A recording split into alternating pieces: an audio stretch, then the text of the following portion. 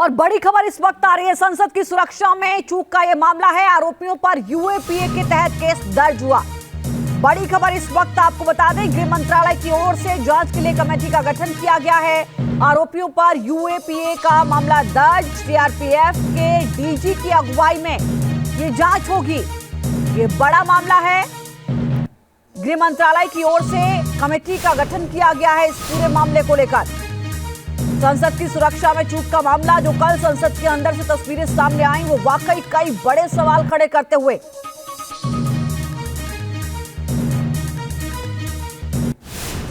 और इसी बीच एक और बड़ी खबर आ रही है, संसद की सुरक्षा में चूक को लेकर एक और बड़ा खुलासा हुआ है। सभी 4 आरोपी व्हाट्सएप ग्रुप से एक दूसरे से जुड़े थे। फ्रीडम फाइटर्स नाम से व्हाट्सएप ग्रुप बनाया गया था। ये बड़ी खबर इस वक्त आपको बता दें, व्हाट्सएप ग्रुप के जरिए एक दूसरे के संपर्क में आए थे ये आरोपी।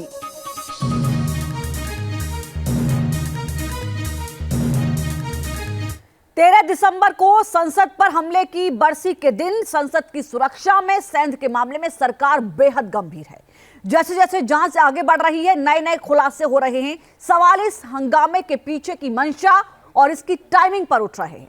दिल्ली पुलिस की स्पेशल सेल ने आरोपियों को शरण देने के आरोप में गुरुग्राम से एक शख्स और उसकी पत्नी को भी हिरासत में लिया है। गृह मंत्रालय ने भी मामले की जांच के लिए कमेटी का गठन किया है। ये रिपोर्ट देखिए।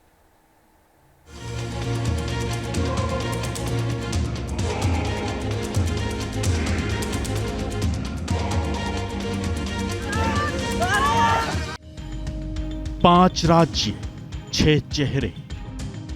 देश की सबसे बड़ी पंचायत को बंधक बनाने की कोशिश।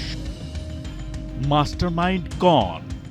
संसद पर हमले की 22वीं बरसी के दिन सुरक्षा को तार तार करती ये तस्वीरें गंभीर सवाल खड़े कर रही हैं।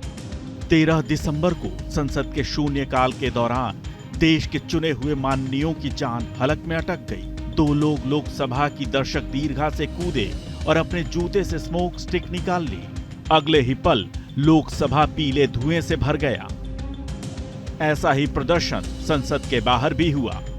अभी तक की जांच में सिक्योरिटी ब्रेक के 6 किरदार सामने आए हैं। 2 ने संसद के अंदर हंगामा किया, 2 ने सदन के बाहर प्रदर्शन किया। 2 और लोग इस प्लानिंग में शामिल थे।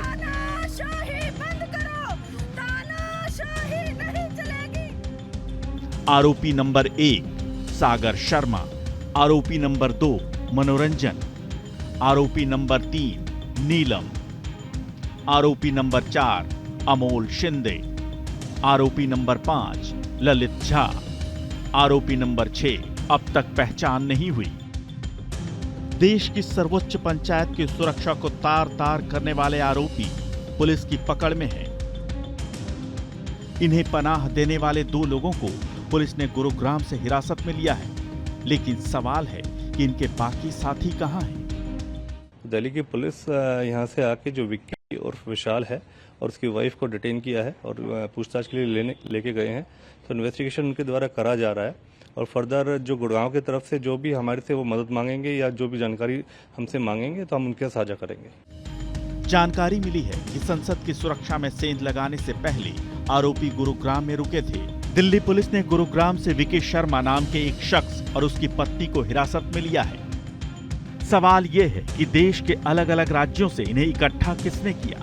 कौन है संसद की सुरक्षा को खतरे में डालने वाले इस गैंग का मास्टरमाइंड? अब तक की जांच में जो तथ्य सामने आए हैं, उससे आरोपियों की मोडस ऑपरेंडी को समझा जा सकता है।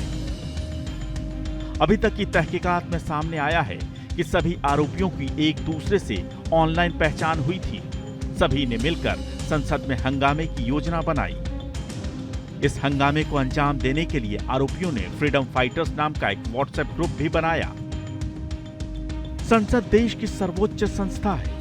इतनी महत्वपूर्ण जगह ऐसी करतूत कर आरोपियों ने देश की साख पर पट्टा लगाने की कोशिश की है।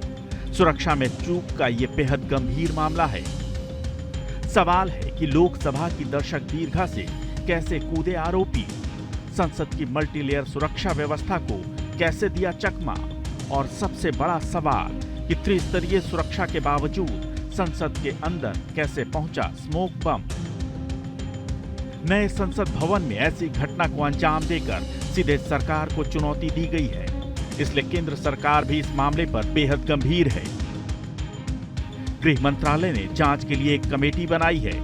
सीआरपीएफ के डीजी की अगुवाई में इस मामले की जांच की जाएगी। आज इस मामले पर एक सर्वदलीय बैठक भी बुलाई गई है।